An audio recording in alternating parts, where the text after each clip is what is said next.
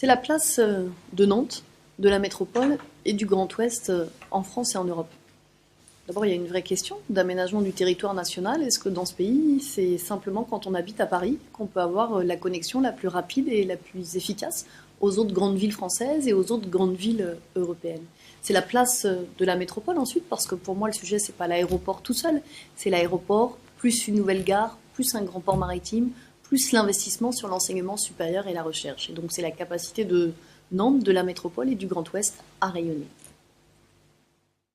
Les arguments, ils sont nombreux. Ils sont économiques, ils sont sociaux, ils sont environnementaux. Mais si je devais en retenir qu'un, je retiendrais celui de l'emploi. L'emploi avec trois raisons. La première, c'est que la construction en elle-même de l'aéroport va amener à soutenir l'économie locale et donc l'emploi local.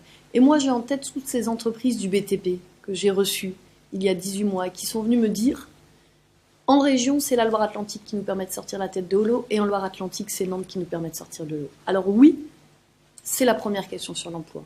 La deuxième, c'est évidemment que cet aéroport, il soutient le rayonnement, l'ouverture et donc les entreprises de notre territoire. Et puis la troisième, c'est ce qui existe aujourd'hui sur le site et ce qui existera demain. Aujourd'hui sur le site, on a Airbus, on a l'IRT Jules Verne, on a un pôle national autour de l'industrie du futur. Parce que moi, je crois que l'industrie, ça appartient pas au passé. Que l'industrie, ça peut aussi être le futur.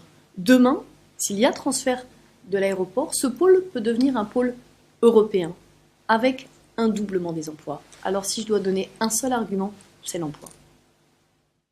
Naturellement, je respecterai le résultat de ce référendum.